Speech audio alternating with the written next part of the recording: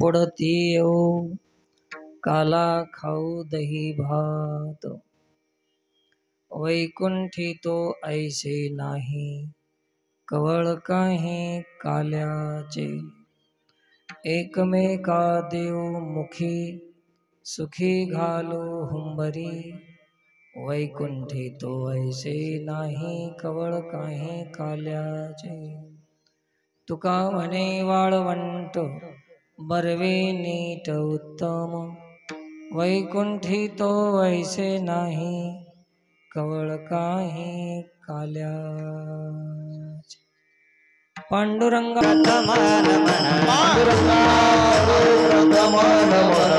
करे चरण संताचिया, करे चरण संताचिया, करे चरण संताचिया. राजा कृपा दाने गतचा विस्तार, राजा कृपा दाने गतचा विस्तार, राजा कृपा दाने गतचा विस्तार, राजा कृपा दाने गतचा विस्तार. वादी सद्गुरु दास तुका, वादी सद्गुरु दास तुका,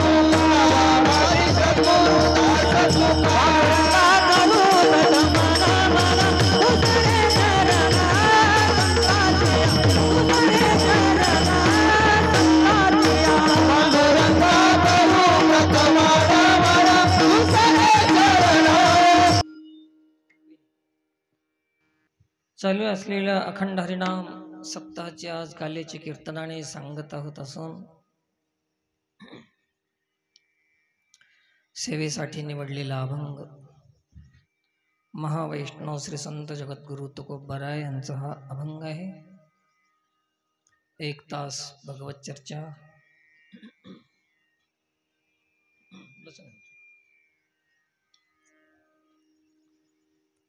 तत्पूर्वी श्री गुरुचं स्मरण वंदन करून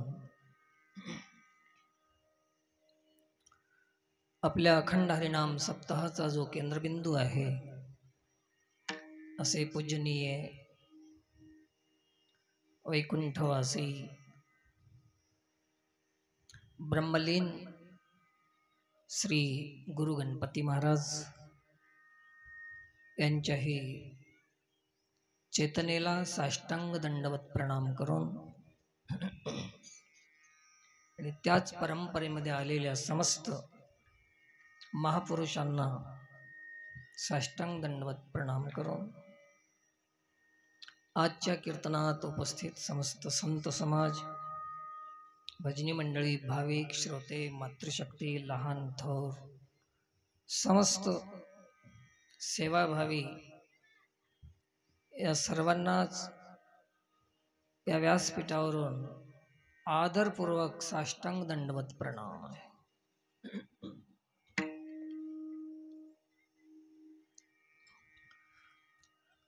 संतांच्या जीवनामध्ये संतांचं ध्येय काय आहे? संत हे अवतीर्ण होऊन येतात ते कशासाठी येतात? संतांच्या अवताराचं प्रयोजन लक्षात घेणं अति आवश्यक आहे.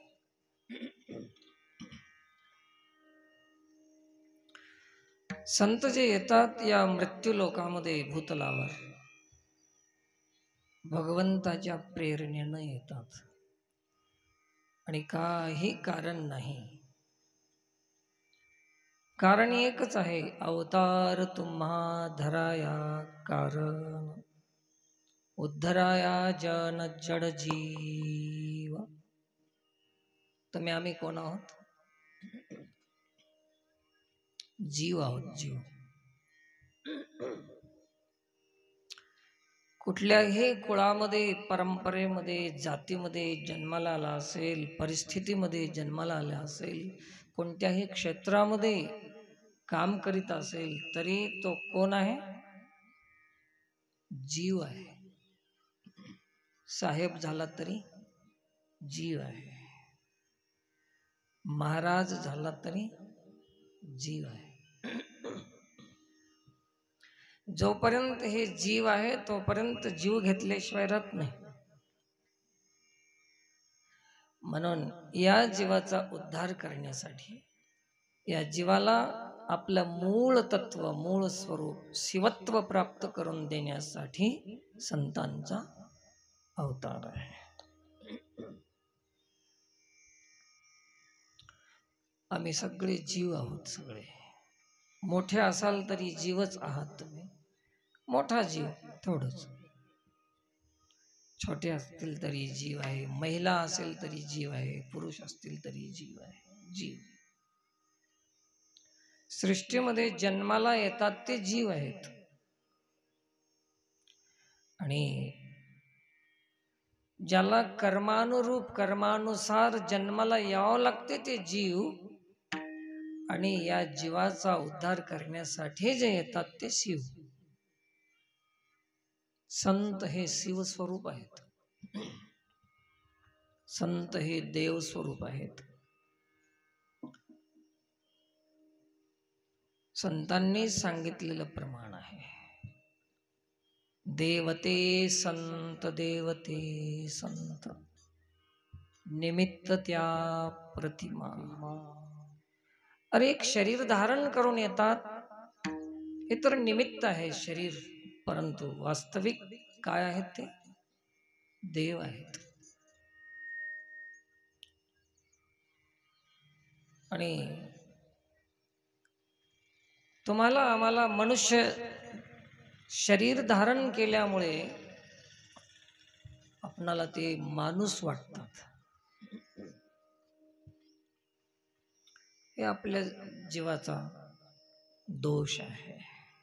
आपल्यासारखे दिसतात, आपल्यात राहतात, आपल्यासारखाच व्यवहार केल्यावानी वाटतात, म्हणून आम्हाला चकली बसते की हे माणूस आहेत, जीवच आहे. मग हे एवढे जीव का होतात, जीवासारखे का वागतात संत? त्याचं कारण असं आहे की खालच्या माणसाला वरी घेऊन जायचं असेल तर वरच्याला खाली यावंच लागतंय. आणि खाली आल्यानंतर आपल्याला ते खालच्यासारखेच वाटतं. ते खाली यायचं म्हणजे खालच्या लोकांसाठी यायचं आहे. खालच्या म्हणजे कुठल्या? ज्ञानाची ज्याची उंची कमी आहे त्याला खालचे लोक म्हणतात. नाही तर तुम्ही दुसरा अर्थ काढसा, गैरसमज होऊ शकते ना. खालचे लोक म्हणजे कोणते? ज्याच्या बुद्धीचा विकास झाला नाही, ज्याला ज्ञान नाही, ज्याला विवेक नाही, ज्याला विचार नाहीत, ज्याला संस्कार नाहीत, हे कोणचे लोक? मग ते कोण्याही जातीत का जन्माला आहे ना, तो कोणता आहे? कुठला आहे? खालचा आहे. तो खालचा आहे. आणि म्हणून संतांना एवढं त्यांची जी उंची आहे ते सोडून यावं लागते. ते आल्याशिवाय खालच्यांना वरी कसं घेऊन जाता येईल? याच्यासाठी संताचा अवतार आहे. मराठी शब्दाचाच खेळ असा आहे की तरती म्हणजे वर जातं आणि अवतरती म्हणजे खाली येतं. मराठी शब्दाचाच अर्थ तसा आहे. आव शब्द लागला की खाली येणे. तर असं हे संतांचं जीवन आहे, संतांचा अवतार आहे. असे संत आपल्या या परिसरामध्ये होऊन गेले. त्यांच्याच कृपा आशीर्वादाने, त्यांच्याच प्रेरणेने याच ठिकाणी अखंड हरिनाम सप्ताह, पूजा, भजन, कीर्तन, कथा,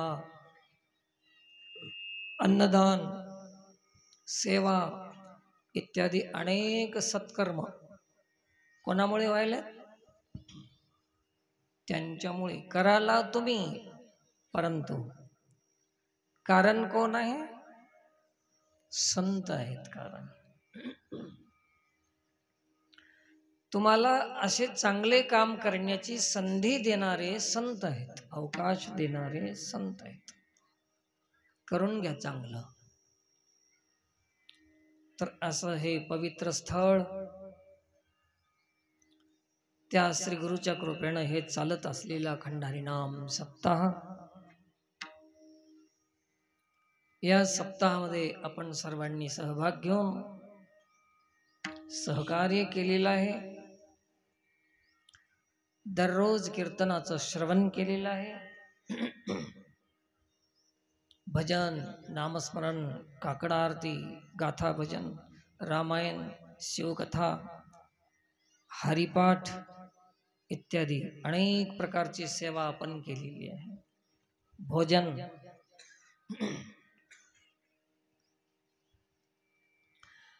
आणि मी नेहमी सांगतो, आजही सांगून जातो की कुठलीही सेवा करा, जेव आणण्याची सेवा करा, स्वयंपाक बनवण्याची सेवा करा, कीर्तन करण्याची सेवा करा, सर्वांच्या सेवेचं फळ आणि महत्व एक आहे महाराज, अलग अलग नाही.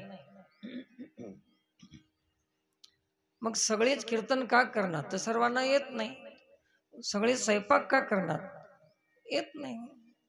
परंतु मृदंग वाजवा की चाल म्हणा, स्वयंपाक करा, जेवू वाढा, अंतरण करा,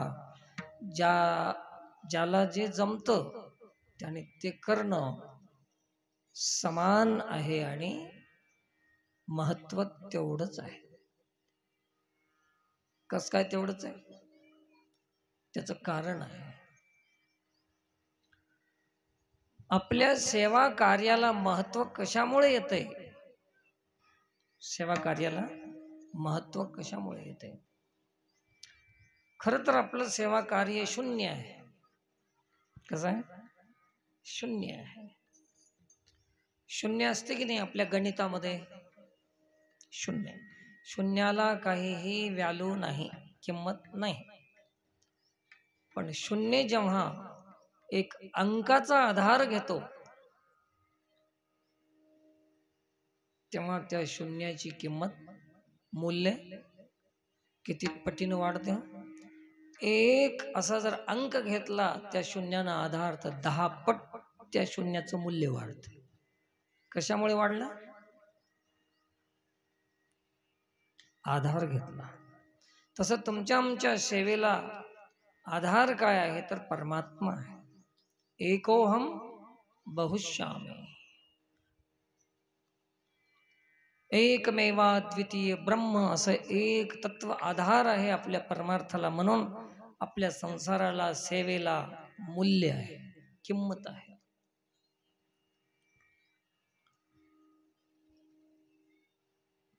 फळ्यावर, फळाच म्हणतात ना इकडं मराठी, बोर्ड, त्याच्यावर एक लिहिलं, त्याच्या पुढे शून्य दिलं तर किती होते? 10. शून्यामुळे किती पट वाढली त्याचा किंमत? 10 पट. तसं शून्याला मूल्यच नाही, परंतु आधार घेतल्यामुळे किंमत आली. तसं तुम्हाला आम्हाला किंमतच नाही खरं तर. पण कशामुळे किंमत आहे आपली? एक तत्वामुळे, एक आधार घेतल्यामुळे किंमत आहे. तर 10 झाले आणि अजून एक शून्य दिलं तर 100 झाले, पुन्हा एक शून्य दिला 1000 झाले, देत राहता शून्य. करोडोनं त्याचं मूल्य वाढत जाते आणि 1 करोड मूल्य जेव्हा होते तेव्हा हळूच इकडला एक पुसून टाकावं. किती राहिलं? मूल्य किती आहे? एकाला धरून कितीही शून्य द्या, मूल्य वाढत राहील. परंतु एक जर नसला तर त्या शून्याची किंमत शून्यच आहे.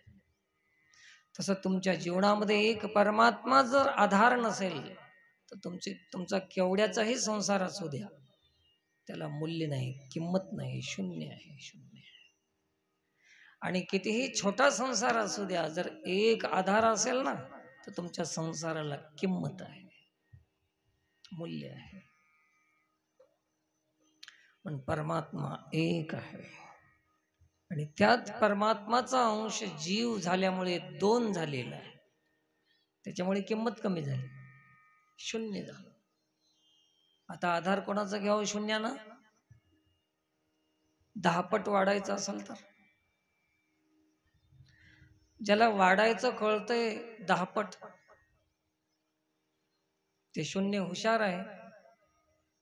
ज्याला 10 पट वाढायचं कळत नाही, 100 पट वाढायचं कळत नाही, त्याच्यासारखं येडपट कोणीच नाही जगामध्ये. आपणाला जर वाढायचं असेल, किंमत घ्यायची असेल तर एकाचा आधार घ्या. एक. मग असं आम्ही सेवा केली, ते आमच्या सेवेचा उद्देश परमात्मा भावनेनं आम्ही सेवा केली. देवाची सेवा. आम्ही स्वयंपाक केला तर भगवत भावनेनं केलेला आहे, की हे माणसं जेवतात तेव्हा यांच्यामध्ये जठराग्नी आहे. अहम वैश्वानरो भूत्वा, भगवान सांगतात की तुमच्या पोटामध्ये जठरामध्ये जो अग्नी आहे अन्न पचन करणारा, तो मी आहे. अहम वैश्वानरो भूत्वा प्राणिनाम देहमाश्रितः. मी आहे तुमच्या उदरातला अग्नी. आणि त्या भावनेनं कोणी स्वयंपाक करीत असेल तर त्याचा स्वयंपाक नाही, त्याचं ते भजन आहे, त्याचं ते साधन आहे. कोणी जेव वाढत असेल त्या भगवत भावनेनं तर ते जेव वाढणं नाही, त्याची ती साधना आहे. आणि भगवत भावना नसेल तर कीर्तनकाराचं कीर्तन भी साधना नाही, संसार आहे. काय? संसार आहे.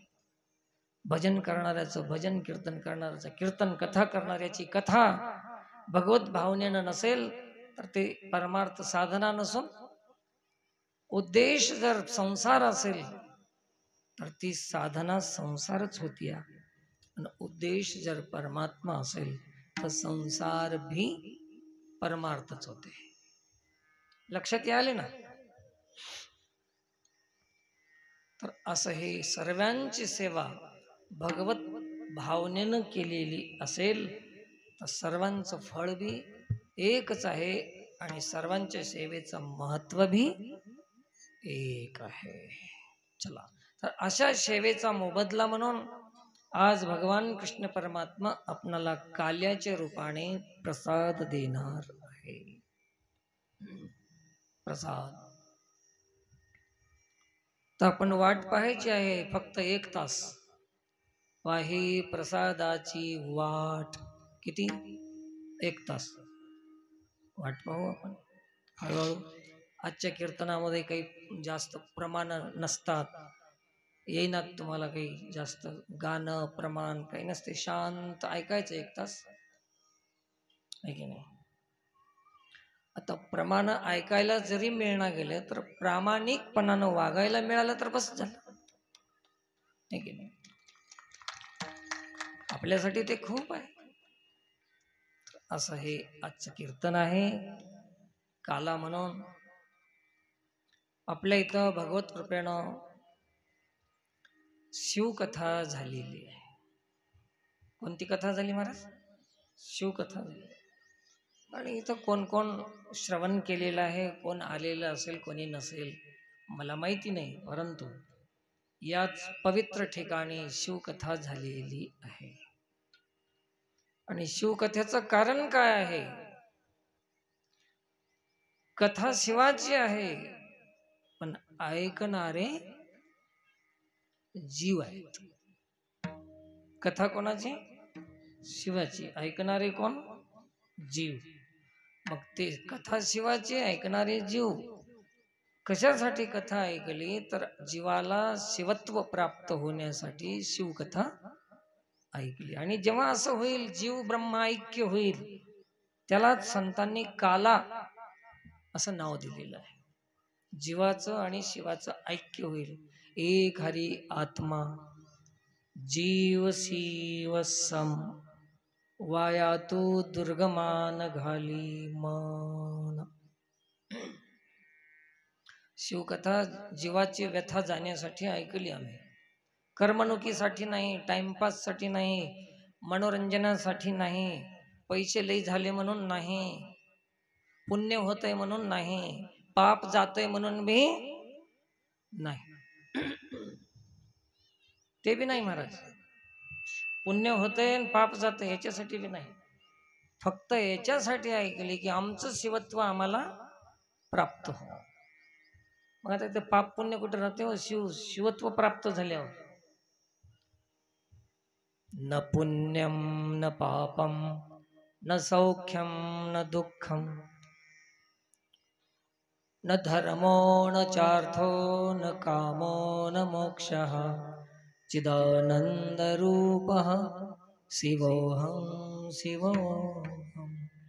शिव होण्यासाठी, शिव झालं की पुण्य पापाचा बी संबंध. न पुण्यम न पापम, काहीच नाही. आणि हे जे समाज आहे, आजचा जो काळ आहे, शिव होण्याची कोणालाही इच्छा नाही, जिज्ञासा नाही. एकच इच्छा आहे, आपलं पाप जाओ आणि पुण्य हो. काय करता पुण्य करून? स्वर्गाला जातो. अरे स्वर्गातले लोक बोंबलालेत की आम्हाला काला खाण्यासाठी मृत्यू लोकाला यावं वाटायला. काय प्रमाण आहे?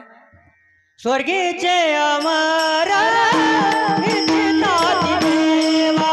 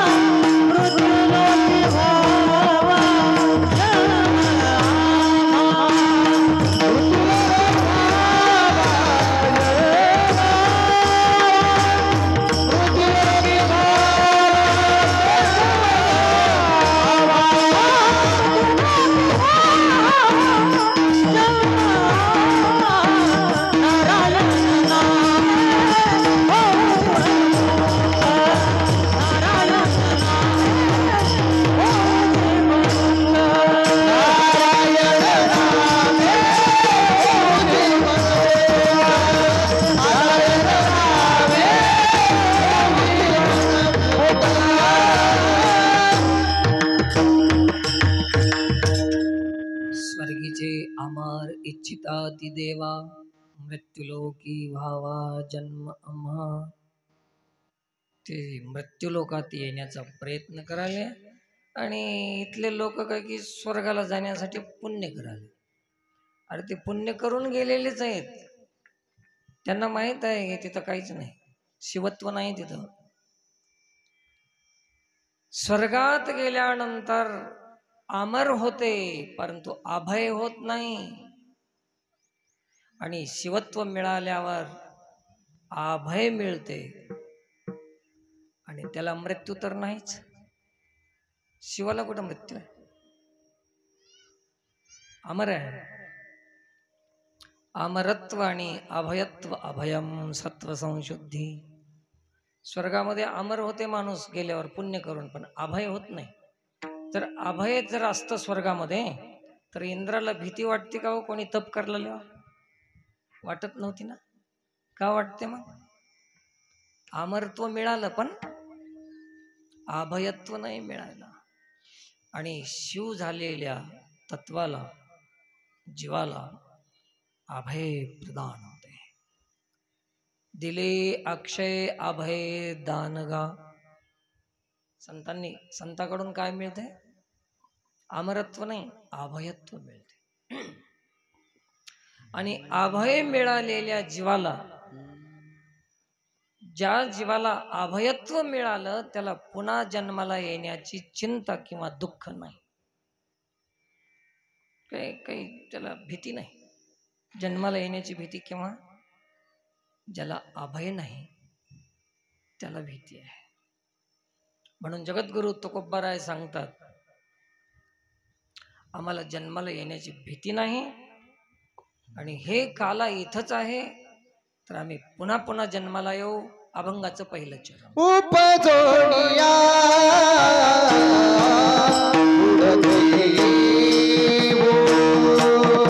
उपजोडिया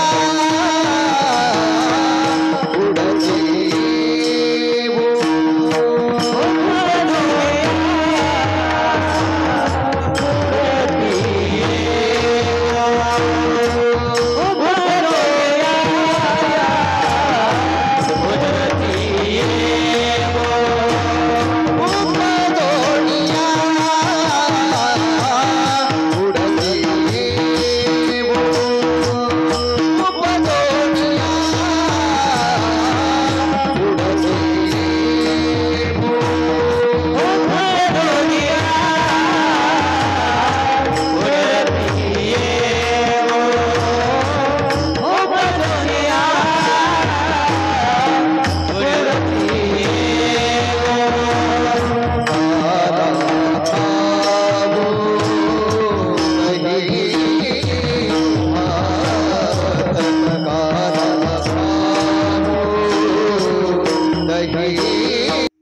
जोनिया पुढती येऊ पुन्हा येऊ. तसं तर गर्भवासाचं दुःख सर्वांना माहीत आहे. मातेची अवदरी आहे की नाही, वचोनिविष्ठेच्या दातरी, खूप गर्भवासाचं दुःख आहे. तरी महाराज म्हणतात की पुढती येऊ जन्माला. कारण की अभय झालेले संत जन्माला घाबरत नाहीत. त्यांना माहित आहे की या जन्मामध्ये एवढी शक्ती आहे. सज्जनो, हे मनुष्य जन्म आहे ना, हे 84 लाख योनी फिरून फिरून फिरून फिरून शेवटला मिळालेला जन्म आहे. हे तुम्ही ऐकत राहता. याच्यामध्ये एक तुम्हाला वेगळंच सांगतो मी. हे तर माहित आहे की 84 लाख फिरून मांजर, कुत्रं, डुक्कर काय काय होऊन होऊन होऊन होऊन होऊन आता माणूस झालाय. परमात्मा दयाळू आहे, कृपाळू आहे. त्याचा अंश जीव असल्यामुळे त्यांनी दया करून आपल्या पापातून मुक्त करण्यासाठी अनेक योनीमध्ये जन्म घालून त्या पापातून मुक्त करीत करीत करीत करीत काय केलं, आपणाला माणूस केलं. आत्ता बघा तुम्ही, आम्ही सगळे माणूस केलो ना, लई फिरून फिरून आलेले आहोत. म्हणून तर इथं कीर्तनात बसाव, ऐकाव अशी प्रवृत्ती, इच्छा आपली आहे. तर सारे पाप भोगून संपून माणूस झालो आपण.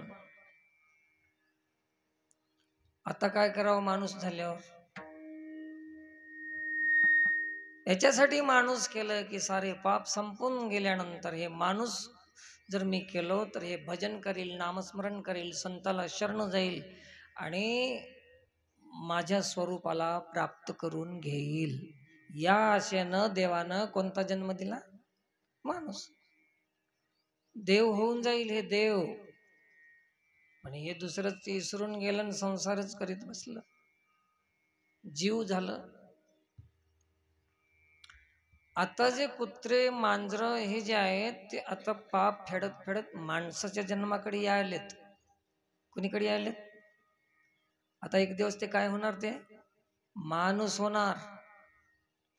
आणि आम्ही आता पाप करून पाप करून पाप करून काय होणार? आम्ही आता कुत्रे पाप फेडून माणूस होणार. आणि माणसं पाप करून कळालं तुम्हाला काय होणार? पुन्हा कुत्रे, कुत्र्या हेच होणार, दुसरं काय होणार? तर मग मनुष्य जन्म असा आहे की एक मध्य भाग आहे. 3 फळ सांगितलेले आहेत शास्त्रामध्ये. 3 फळ: इष्ट फळ, अनिष्ट फळ, इष्ट अनिष्ट मिश्र फळ. किती? 3. इष्ट फळ म्हणजे स्वर्गाला गेलेले लोक, अनिष्ट फळ म्हणजे नरकाला गेलेले लोक, आणि इष्ट अनिष्ट मिश्र फळ म्हणजे आपण, हे माणूस. अभंगी आहे, पाप पुण्य करुणी तो प्राणी. हे दोन्ही मिश्र आहेत. आपले हे मनुष्य जन्म आहे ना, इष्ट बी नाही अनिष्ट बी नाही, इष्ट अनिष्ट मिश्र आहे. याला काय म्हणतात? मिक्सचर केलेला चिवडा असल्यासारखा. एक काला आहे, इष्ट अनिष्ट मिश्र फल आहे. भगवद्गीता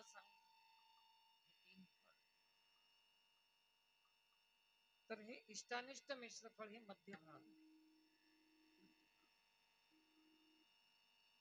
सत्वगुण असलेले स्वर्गाला गेले, तमोगुण असलेले नरकाला गेले, आणि रजोगुण असलेले इथं. आपण कोण्या गुणातून जन्म झाला आपला? म्हणून तर रजवीर याचा संबंध सृष्टी निर्माण होण्यामुळे. आपण राजसी गुणातून पैदा झालेली सृष्टी निर्मिती. हे सृजन करण्यासाठी कोणता गुण पाहिजे? रजोगुण. सृजन, सृष्टी निर्माण करण्यासाठी रजोगुणाचे. तुम्ही आम्ही सगळे रजोगुणाचे. मध्ये तिष्ठन्ति राजसः. भगवद्गीता काय सांगते? तम आणि सत्वगुणाच्या मध्य भागामध्ये कोण आहे? आपण आहोत. मध्ये तिष्ठन्ति राजसः. आणि इथं खूप मजा आहे. स्वर्गाला गेलं तर नुसतं सुखच आहे, दुःख नाही. मजा येते का नुसतं सुखामध्ये? नरकाला गेलं तर नुसतं दुःखच आहे, सुख नाही. मजा येते का? मजा केव्हा येते? सुख आणि दुःख जिथे दोन्ही असतात तेव्हा तिथे मजा येते. म्हणून हे मिश्र फल आहे, सुख आणि दुःख. तुमचे सारे दिवस सारखे आहेत का? आजचा दिवस कसा आहे तर उद्याचा माहित नाही कसा आहे, की कालचा कसा होता पता नाही. एक दिवस हसता, आज हसता तर उद्या रडता. कधी सुख कधी दुःख. हे मिश्र फल असलेले मनुष्य जीवन असल्यामुळे इथं कधी कधी दुःख भी माणसाला भजनाला लावते आणि कधी कधी सुख भी माणसाला भजनातून विन्मुख करते की नाही? लई सुखी झालेला माणूस भजन करते. तुकोबाराय गेले एका गल्लीमध्ये श्रीमंताचे आणि म्हणाले, चला चला चला सप्ताह आहे. आदरणीय मीनानाथ महाराजांच्या त्या पवित्र ठिकाणी सप्ताह चालू आहे, चला चला. ते म्हणले, महाराज आम्ही सप्त्याला कशाला याव? ते म्हणले, असे आपला उद्धार होते, भजन कीर्तन आहे. आम्हाला देवानं काय कमी दिले म्हणून याव आम्ही? कोण म्हणाले? श्रीमंत लोक म्हणाले.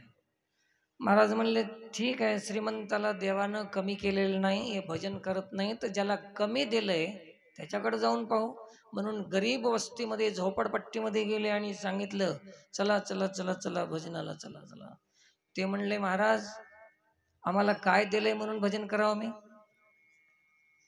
श्रीमंताचं उत्तर ते आणि गरीबाचं हे. करायचं कोण भजन? ढोरानं करावं का? पशुला भजन करता येते का? हे माणसालाच करता येते. म्हणून उपजो निया, म्हणून हे जन्म पुन्हा पुन्हा मागितलेलं आहे. एवढं श्रेष्ठत्व देव लोकाला जाऊन भी मिळत नाही आणि हे श्रेष्ठत्व नरकाला तर जाऊन नाहीच. म्हणून सर्वापेक्षा अधिक अधिकारी जन्म आणि श्रेष्ठ जन्म जर असेल तर ते हे आपला मनुष्य जन्म आहे. म्हणून उपजो निया पुढती येऊ, असं महाराजांना सांगितलेलं आहे. आणि काय करू येऊन? कोर्ट कचेऱ्या, पोलीस स्टेशन, भांडण, पंचायती हे करू का? नाही. काला खाऊ दही भात, भानगडी करण्यामध्येच जीवन गेलं. 2 दिन गए सटर बटर में, होतेच 2 दिवस, ते बी गेले. 2 दिवसाची तनु हे साची, आला शिरे पाहुणा, आयुष्य जाते पळपळ आता तुझला कैसे कळेना. बघा ना, आहे किती आयुष्य. हे माणसं असं करतात, घर बांधलं तरी 1000 वर्ष राहायचं आहे काय की असलं बांधतात आणि जिद्द करतात, काही फुगण्यामध्ये, रुसण्यामध्ये, भांडण्यामध्ये वेळ घालतात. आहेच किती वेळ तुम्हाला? 1000 वर्ष आयुष्य असलं तरी असं करणं शोभत नाही. आयुष्याचा पताच नाही तर हे कसं करायचं? हे करणं किती योग्य आहे आपलं? म्हणून हे चुकीचं वातावरण, चुकीचं व्यवहार आपला असल्यामुळे संसारात तुम्ही दुःखी आहात. जेव्हा तुम्हाला या शरीराचं जन्माचं महत्त्व कळेल तेव्हा याचा दुरुपयोग होणार नाही आणि अशा वाईट कामामध्ये याचा खर्च होणार नाही आणि मग ते देवाकडे सन्मुख होईल. आणि तेव्हा जेव्हा देवाकडे सन्मुख होतो जीव, तेव्हा जीवाचं जीवत्व राहत नाही, जीवदशा निघून जाते आणि शिवत्व त्याला प्राप्त होते. विठ्ठल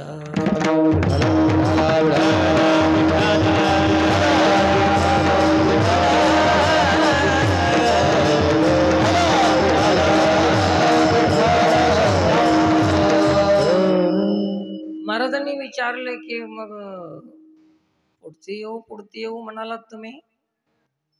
अहो तुम्ही तर सांगितलं एका अभंगामध्ये की आम्ही वैकुंठवासी. वैकुंठात असल्यावर तुम्ही इथं कसं काय आलात तुम्ही? सांगा बरं. चला, स्वर्गामध्ये तुम्हाला ते अमृत आहे, पण अभय नाही, तुम्ही आला तिथं काला स्वर्गामध्ये नाही, तुम्ही इथं आलात हे आम्हाला मान्य आहे. वैकुंठवासी म्हणतात, पुन्हा वैकुंठान कशाला आलात तुम्ही इथं? तेव्हा महाराजांनी सांगितलं की वैकुंठामध्ये सशरीर जाता येत नाही. कुठं असलं तर वैकुंठ, मला तर माहित नाही, असेल तर सशरीर जाता का? इंद्रिय, हात पाय कान डोळे हे सगळे राहतात का तुम्हाला तिथं? वैकुंठवासी म्हणतात काय काय घेऊन जाते इथून? डोळे घेऊन जाते का पोथी वाचवायला? जीभ घेऊन जाते का भजन करायला? हात घेऊन जाते का टाळ वाजवायला, दान करायला? अरे काहीच घेऊन जात नाही, सगळं ठेवून जाते. मग वैकुंठात जाऊन रिकामीच राहायचं का? भजन करता येते का? भजन करण्यासाठी शरीर लागते, भजन करण्यासाठी इंद्रिय लागतात. दिले इंद्रिय, हात पाय कान डोळे मुख बोलाया वचन, जेणे तू जोडसी नारायण नासे जीव पण भवरोग. हे सगळं दिलेलं आहे, हे कुठं तिथं घेऊन जाता येत नाही. म्हणून वैकुंठाहून येण्याचं कारण की इथं आम्हाला हातपाय आहेत, इंद्रिय आहेत, म्हणून काला वैकुंठात नाही. अभंगाचं द्वितीय. वैकुंठी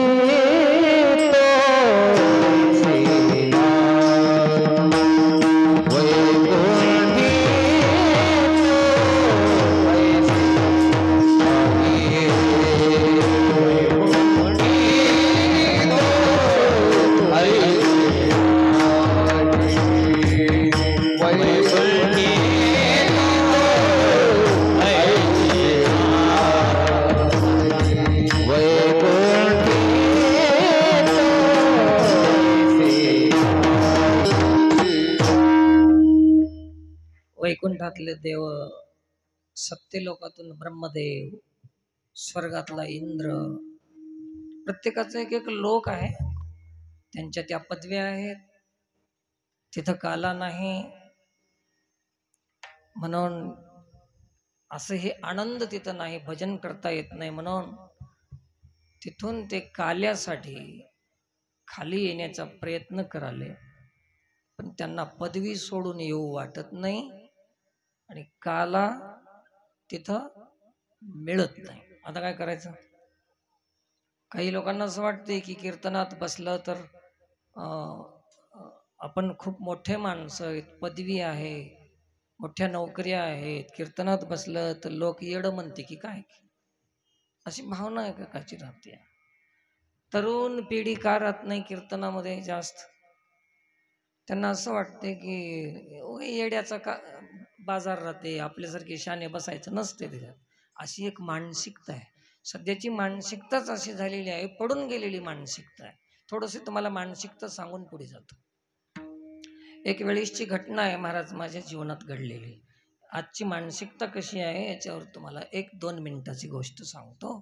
एक वेळेस मी एका गावाहून निघालो, आदिलाबादहून इच्चोडा या गावाला निघालो. अचानक निघायला मला ते बस म्हणतात की इकडे एसटी बस ते भेटली. ते बस होती, ते कोणती तरी गाडी म्हणले, त्याला हायटेक काहीतरी म्हणले. ते कसली राहते ते, भारी का? बरं.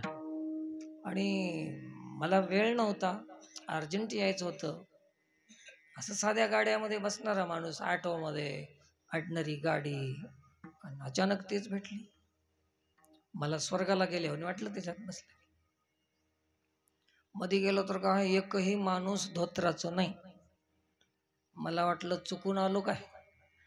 चढताना वाटलं स्वर्गाला चाललो, पण गेल्यावर वाटलं नरकातच आलो. एकही माणूस धोत्राचं नाही. आणि माझ्याकडेच बघायला लागले सगळे, हे कसं काय चुकून आलं, का येडा आहे का सरकलं, अशा पद्धतीनं बघू लागले. ठीक आहे, एक सीट होती, त्याच्यावर बसलो मी. आणि गाडी पुढे गावाच्या बाहेर निघाल्यावर त्या गाडीमध्ये शेणाचा वास येऊ लागला. कशाचा? शेणाचा. आता शेणच म्हणावं आणि काय, वास येऊ लागला. ते कंडक्टर उठून उभं राहिलं, असं बघितलं गाडीमध्ये. ते चेक करायला सुरू केलं की कोणाच्या पायाला लागला असेल, कोण आणला असेल वास, म्हणून असं उठून बघलालं. ते गाडी भरून माणसं होते, पण थेट माझ्याजवळ चालत. तुम्हाला कळलं असेल माझ्याकडे कसं काय आलं, कशामुळे? धोत्रामुळे हो, दुसरं काय. लोकांची मानसिकता अशी आहे की धोतर म्हणजे येड्याचं पोशाख. धोतर म्हणजे अज्ञानी, अनपढ, वेडे असे एक भाव निर्माण, एक मानसिकता तशी पैदा झाली. मी यांना विचारलं सकाळी की ते धोतरवालेलाच का बघलं, म्हणलं तर धोतर खाली लोळते म्हणले ते. मी म्हणलो याचं नुसतं धोतरच लोळत असेल, पॅन्टवाले तर स्वतःच लोळतात रस्त्याने. त्याचं काय. तर एक मानसिकता अशी पडलेली मानसिकता आहे की धोती म्हणजे कमी दर्जा आहे, भजन करणं म्हणजे चुकीचं आहे. आपलं वजन कमी होते काही की एवढ्या मोठ्या ह्याच्यावर बसणारे आपण तिथं जाऊन चटईवर बसावं लागते, तर आपली किंमत काय. असं ब्रह्मदेवाला वाटू लागलं, इंद्रालाही वाटू लागलं. यांच्यासाठी सांगितलं तुम्हाला. आणि तोंडाला तर पाणी येऊ लागलं की काला खाऊ वाटू लागलं. पदवी सोडून येऊ वाटत नाही, काल्यासाठी तोंडाला पाणी येऊ लागलं. जसं उन्हाळ्याच्या दिवसामध्ये एक लग्न होतं श्रीमंताचं, 55 बँड लावले होते त्याच्यामध्ये. 55 श्रीमंताचं लग्न. आणि ते तुम्हाला माहित आहे का, 55 बँड वाजत नसतात, त्याच्यातले 2-4 इमानदारीनं वाजतात, बाकीचे उगच हाताखाली होते. टाइमपास करून पैसे काढायचे, प्रामाणिक कोणी नाही. त्याच्यामध्ये एक शहनाईवाला होता आणि ते वाजू लागला. मोठं सुंदर गाणं त्याच्यातून निघत होतं. त्याचं गाणं गात असताना त्या काळामध्ये हे चॉकलेट बिस्किट हे व्यवस्था नव्हती पोरांसाठी. लहान लहान लेकरांची व्यवस्था काय होती, तर मायबाप त्याला चिंच कुटून मीठ टाकून चिंच कुटायचे, एक काटकाला लावून ते द्यायचे गोळा करून, ते चॉकलेट. आणि ते असं तोंडात धरून ते सनईवाल्यापाशी गाणं ऐकायला आले. कोण, ते बारके पोर हो. त्याच्यापाशी आलं तर याच्या सनईतून घळघळ पाणी गळलं. गाणं निघणं गेलं मधून, पाणी निघलं. कशामुळे, समोर ते चिंचवाला आहे. जसं चिंचवाल्या पोरायला बघून सनईवाल्याची परिस्थिती झाली, तशी काला खाणाऱ्या गोपाळांना बघून ब्रह्मदेवाची इंद्राची स्थिती झाली. तसे काय करणार. ते म्हणला सनईवाला, ए पोरा बाजूला जाय. ते म्हणला तुझं तू वाजव की, तुला काय करायचं. अशी फजिती मोठं होणाऱ्याची आहे. सज्जन हो, मोठं होणं चांगली गोष्ट आहे, आणि मोठं होणं जेवढं सोपं आहे त्याच्यापेक्षा कठीण मोठेपणा सोडणं त्याच्यापेक्षा कठीण आहे. मोठं होण्यापेक्षा मोठेपणा सोडणं कठीण आहे. म्हणून वैकुंठात असलं नाही. आणि मग त्यांनी विचार केला आणि मासोळ्या होऊन डोहामध्ये जा. यमुनेच्या डोहाला कृष्ण येईल, सगळ्या गोपाळांचे हात धुतले जातील, त्या हाताचं खरकट पाण्यामध्ये पडेल आणि तेच काला आपणाला मिळेल. या हेतूनं काल्याचिया आसे देव जळी झाले मासे. मासोळ्या होऊन आले ते. आणि मग त्याच्यामध्ये आल्यावर कृष्णाला कळालं. कृष्णानं पोरायला सांगितलं की आज यमुनेच्या डोहाला जायचं नाही. हे आले इथं मासोळ्यावर. कसं काय जायचं नाही म्हणले, आज एक सुसर आलेली आहे आणि हात धुवाय गेलं की ते गिळून घ्यायले पाण्यामध्ये, तर जाऊ नका कोणी बी. पोरं म्हणले ठीक आहे हो, पण आता हे हात कुठं पुसायचा खरकटा. ते म्हणले टिरीला पुसून घ्या. लहान लेकरं हात कुठं पुसतात, जागाच तेवढी. त्याचं कारण आहे, संतांनी सांगितलेलं आहे. शरीराच्या ठिकठिकाणी देवता आहेत. इंद्र, चंद्र, ब्रह्मा, विष्णू, शिव सगळे देवता आहेत. म्हणून हे तर 12 ठिकाणी गंध लावतात. हे देव आहेत म्हणून लावतात, शो दिसाव म्हणून नाही. हे गंध लावणं वगैरे इथं एक ज्ञानज्योतीची ठिकाण आहे इथं, म्हणून तिथं गंध लावतो आपण. तिथं शक्ती आहे, तिथं ज्योत आहे. 12 ठिकाणी कानाला देवता आहेत, डोळ्याच्या देवता आहेत, सूर्य, चंद्र, अमुक अमुक हे देवता आज मी सांगत नाही तुम्हाला. तर कुठेही देवता आहेत, परंतु एक ठिकाण असं आहे की तिथं देवताच नाही, म्हणून तिथं हात पुसा. तिथं हात पुसलं तर देवाला मिळणार नाही काला.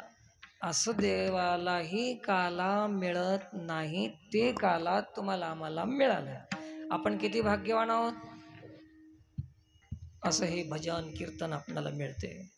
म्हणून काय करायचं आपण काला मिळाल्यानंतर? काला म्हणजे देवानं दिलेलं जे काही आहे तुमच्याकडे, ते सर्व देवाने दिलेला प्रसाद आहे.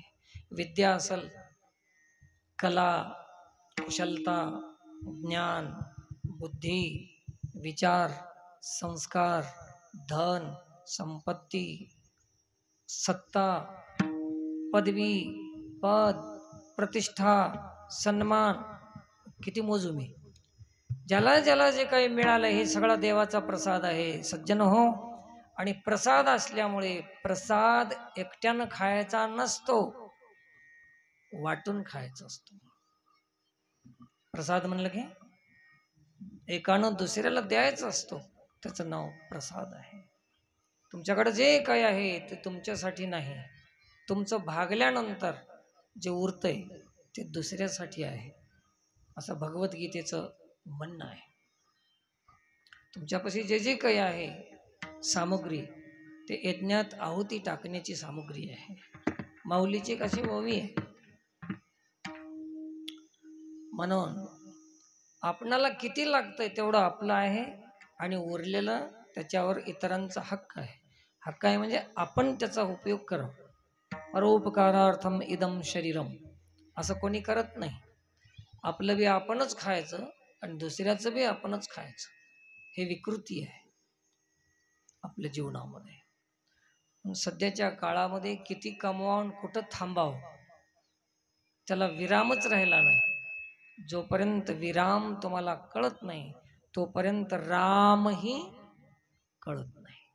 संसाराचा विराम कळणार नाही तोपर्यंत राम तुम्हाला कळणार नाही. कळते का? आणि एक लक्षात ठेवा, या जगातली सर्वांजवळची संपत्ती काढून एकाजवळ द्या तरीही त्याची तृप्ती होणार नाही, कारण तृप्तीचं साधन हे नवच. आणि म्हणून विरामाची गरज आहे. राम पाहिजेत असाल तर विराम आवश्यक आहे. संसारामध्ये कुठंतरी थांबलं पाहिजे. कोणीच थांब न गेले. कोणते महाराज थांबतात का? महाराजाचंच बोलावं, दुसऱ्याचं कशाला बोलावं आपण? कारण की मी महाराज असल्यामुळे मला काही वाटत नाही बोलायचं, आहे की नाही? आमचे महाराज मला कसंही माफ करतात, पण दुसऱ्याला बोलल्यावर माफ करत नाही. याच्यामुळे मी महाराजाचं बोलतो. लोकांना वाटतं की हे महाराजाचा विरोधीच आहे. मी विरोधी नाही हो, आमच्या जातीचं बोललेलं बरं, आहे की नाही? तर हे विराम झाल्याशिवाय राम कळणार नाही आणि राम भेटणार नाही. भरताला राज्य देण्याचा प्रयत्न केला आणि राम निघून चालला. भरताला कळालं की राम कशामुळे चालला? या संसारामुळे चालला. तर संसारच घेतला नाही, म्हणून रामाला 14 वर्षाला का होईना परत यावं लागलं. हो, विराम केल्याशिवाय राम मिळत नाही. आज एक नवीन सूत्र द्याल तुम्हाला, विरामाशिवाय राम नाही. आणि कोणी विराम करतच नाही. सज्जन हो, तुम्हाला जाता जाता वेळ आहे ना, अनेक थोडा 5-10 मिनिट आहे. माझं 1च तास राहते, पण तुमचं हे माहोल पाहून मी थोडंसं वाढवालो तरी घेतो, उरकून घेतो. तुम्ही जे कमवता, एक माणूस 10,000 रुपये महिन्याला कमवते, 3 भाकरी खाते एक वेळस, आणि 20,000 कमवत असाल तर त्याने किती खाव? 10,000 वाला 3 भाकरी खाते तर 20,000 वाला किती खाव? आणि एकदाच विचारतो, 1,00,000 रुपये महिन्याची कमाई आहे ना काही लोकांची, त्यांनी किती खाव भाकरी? गणित करा पटपट. 30 का? 30 भाकरी. असं आहे का? तुम्ही 1,00,000 कमवा की 1 कोटी कमवा, भाकरी तुमच्या 3च आहेत. तुमची आवश्यकता तेवढीच आहे, पण आवश्यकता किती आहे आणि आम्ही हे संग्रह किती करालोत, जमवालोत किती. आवश्यकता जर पूर्ण करून जर आपण कुठंतरी विराम केला तर आपला उद्धार करण्याची वेळ आपणाला भरपूर आहे. म्हणून जे माणूस संसारामध्ये विराम करत नाही त्याला राम भेटत नाही आणि त्याचा उद्धार होत नाही. खरं सांगालो तुम्हाला, विराम केल्याशिवाय भजनाला वेळ कुठे आहे? काय करावं महाराज, वेळच नाही. आता तुम्हाला उद्या भेटतात काही, यावं यावं म्हणलं महाराज, परंतु वेळच मिळाला नाही. कशाला मिळते वेळ? त्याला विराम नाही, त्याच्या जीवनात राम नाही. म्हणून कुठंतरी विराम करा सज्जन हो. तर बाकी कोणी म्हणेल की महाराज मग श्रीमंत हो नाही का? बिलकुल व्हा, पण श्रीमंती जी आहे ते तुमच्यासाठी नाही हे सांगायचं मला. तुमची आवश्यकता हे तुमची आहे आणि बाकीचं जे तुमच्याकडे पुष्कळ आहे हे सेवेसाठी आहे, तुमच्यासाठी नाही. जिथं गरजू लोक आहेत, जिथं आवश्यकता आहे त्याच्यासाठी द्या ना तुम्ही, करावं की नाही?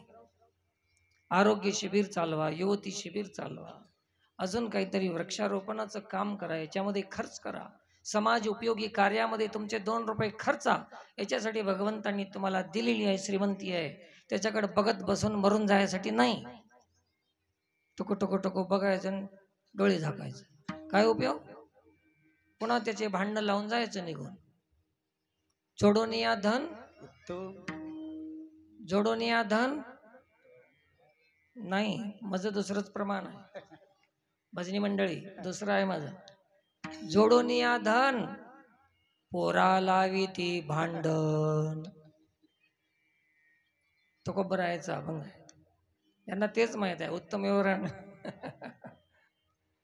भांडण लावण्यासाठी आम्ही काम करून जातो, काला खाण्यासाठी आलेले नाही आम्ही.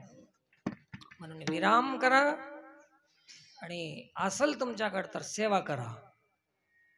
तर सेवा करण्याची पद्धत अभंगाच्या 3ऱ्या चरणामध्ये एकामेका देव